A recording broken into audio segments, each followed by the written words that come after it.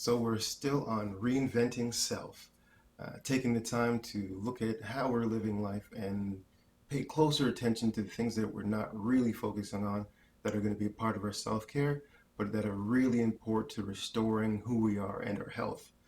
Now, this is going to be a quick snippet of what mental health is, just a kind of pocket definition, if you want to call it something.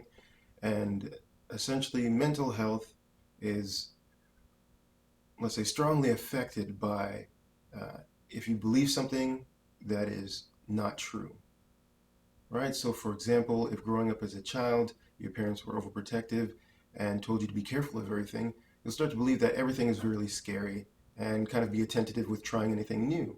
This is the belief that is everything. This is the belief that everything is scary. However, this is not quite true. There's a lot of fun, interesting things that you might not do if you walk around with that belief. So you can see the disconnection there. You might also believe that you're really pampered and everybody did everything for you. So you might think that people are kind of there to do what you want. And again, this belief of something that's not true causes a lot of hardship for the person going through. And we can't particularly blame it on that person. Maybe they didn't have the support, the love, the attention that was needed to be able to kind of grapple with these harder uh, pieces of life that are more rounding, more truthful to the life experience. So for myself, growing up, I had learning difficulty. This is dyslexia.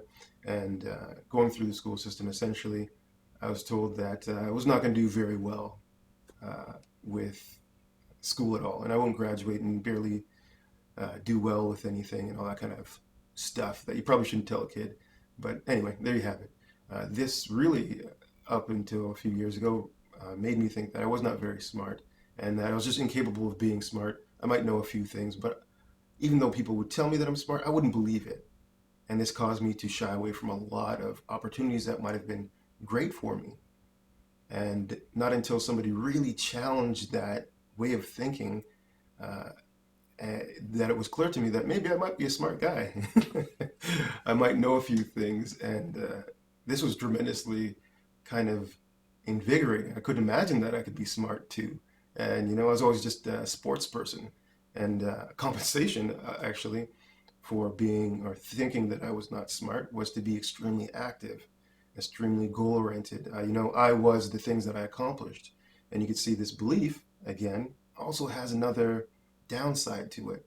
If I'm only the things that I accomplish, then when I'm not accomplishing anything, then I'm nothing.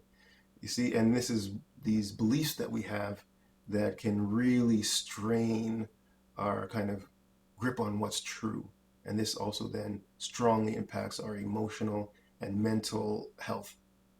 So we can say that emotional health is strongly tied to mental health, and mental health essentially is the kind of conviction you have to go out and either build on this false belief or disprove this false belief.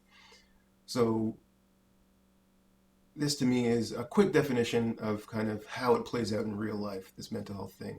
So knowing that, we're going to move forward and look at other challenges and ways to improve and fortify our mental and emotional health.